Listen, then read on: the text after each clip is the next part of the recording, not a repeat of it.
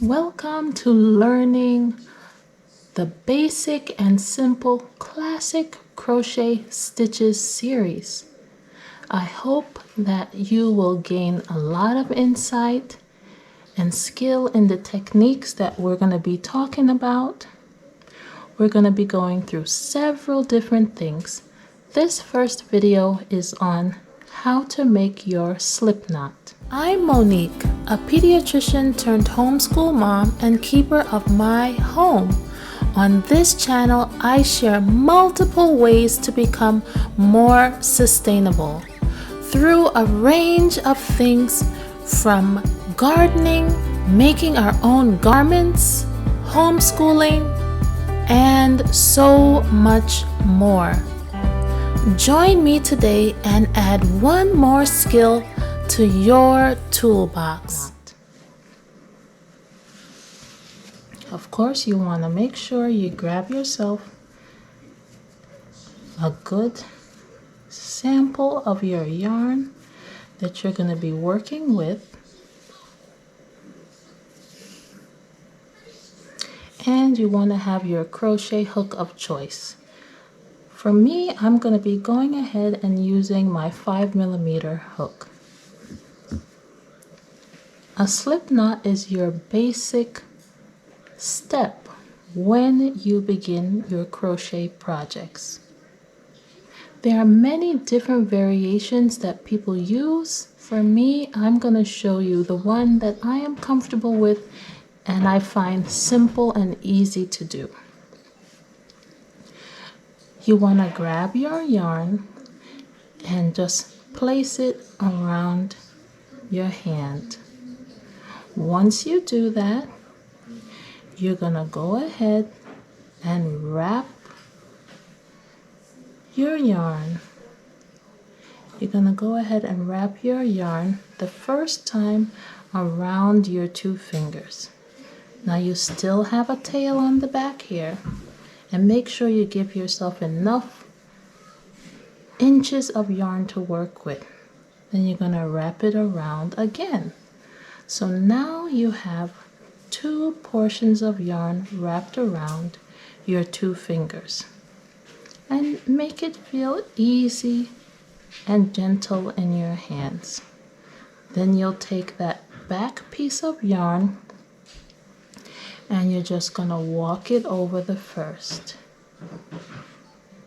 Then you're going to take that first piece of yarn and walk it over and slide it over your fingers. Pull up on the loop that you have left and you'll see you have already formed your loop. Then you'll simply pull up on your loop, or you can choose to pull down. And you have 2 pieces of yarn. This is your working piece of yarn attached to your skein or ball of yarn that you're working with. And then you have this tail that's left over. Now this loop is adjustable, so you'll be able to change the shape based on your pulling on your working piece of yarn. Then, of course, you'll take your hook and then pull down to just gently tighten over the shaft of your hook. And there you have it. You have made a slip knot that is the beginning of all crochet projects.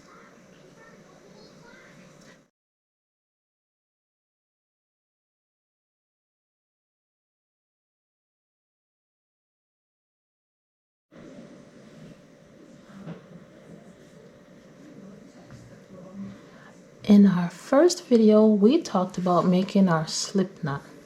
Now we're going to move on and we're going to make a foundation chain. Foundation chains are also our elementary starting point in any crochet project. I'm just gonna wind up the yarn that I have so that it's nice and neat for us to begin. So now that we have our slip knot, which we would have learned in our first video, you'll take your slip knot, which is on your hook, and there are different ways to hold your hook. I like to hold it like this. They call this the knife hold, and some other people hold it as if they're holding a pencil. I find that holding it in this way gives you more flexibility and more range of motion, especially holding it right here at this flattened part of the shaft. It really helps, and it doesn't make your hand very tired easily. Always remember, keep your hand nice and relaxed, because this is going to play a big role, especially in the foundation chain, which is so very important. If the foundation chain is too tight, the work will start to curl on itself. And most of the time it already kind of has a natural curl. But if you keep your foundation chain relaxed, which is a direct result of your hand relaxation, it will show in your work. And it comes with time, and you just get better and better over time. Even experts still have a little curl to their work, and that's okay. But over time, you get a knack of knowing how loose and how tightly to make your foundation chains. Let's begin. What you're gonna do is take your yarn and you're gonna put it over the back and forward. That's called yarn over. Once you yarned over, you take that little, what I would call a little beak here on your hook, and you just aim down and pull through. Once you do that, you'll make what looks like a little braid. You do the same thing again, yarn over from the back, over, aim your little beak down and pull through. Sometimes you'll hit a little snag, and that's okay. Just try again. Same thing. And you just keep going until you get to your desired length of your foundation chain. Not too loose and not too tight.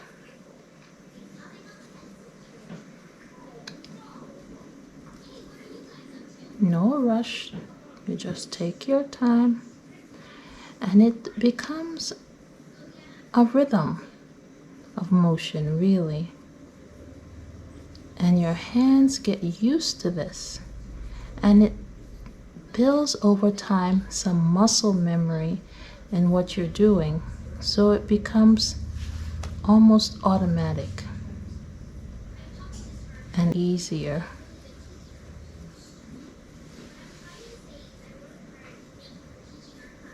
And that's it.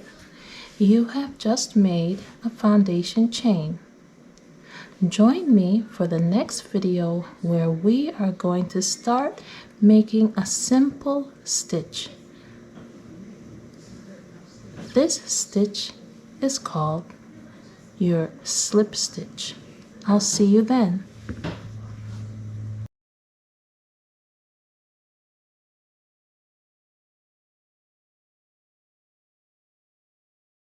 Hey, welcome to part 3 of our learning how to make our simple classic crochet stitches.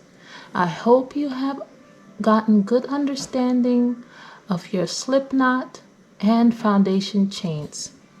Now we're going to take it a next level up and start to make some actual stitches into the foundation chain. The first one we'll start with is our slip stitch. This stitch is very versatile. It can be used to make many different things. For example, a hat, brim of a hat, the body of a hat. It can be used to help to finish off your work. it can be used for multiple things, and it's easy to do. It's one of the easier ones. Okay, so now that you have your foundation chain, you're gonna go ahead and normally you want to be able to count the number of chains from the hook. So we are going to count down into the second chain from the hook. So that'll be 1, 2.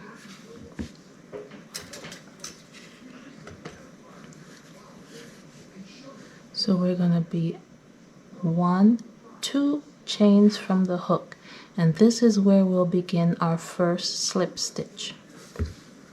So you'll go ahead, pick up your hook, and you're going to directly insert the hook into that second chain, yarn through, and then you're going to finish the stitch by pulling out. Same thing again, hook in, bring a yarn with you, and finish by going through that very first loop. Same thing again, hook through, pull the yarn through, and finish in that very loop.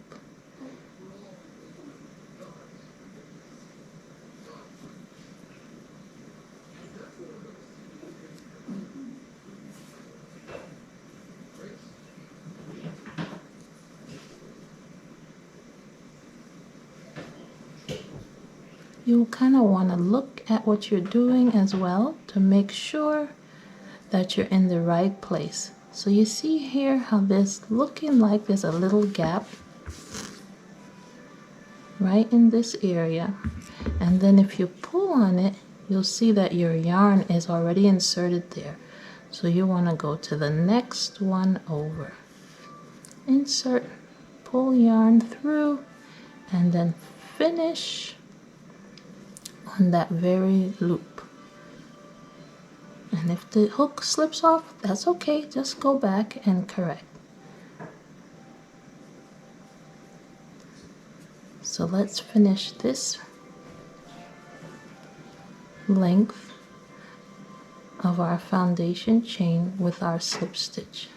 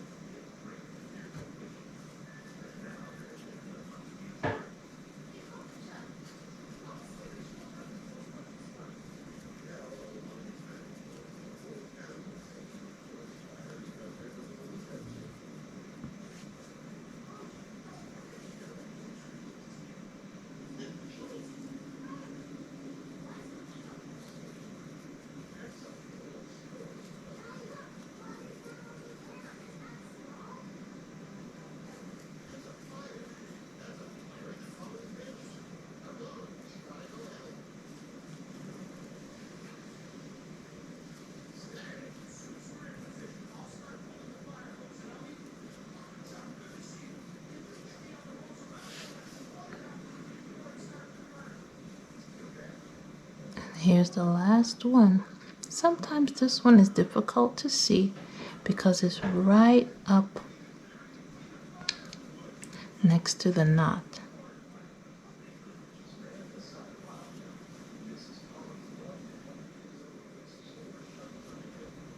And that's it. You've just made your simple slip stitch. I'll see you on the next video where we're gonna start our simple and easy stitches that we should all know to begin some wonderful projects. I'll see you then.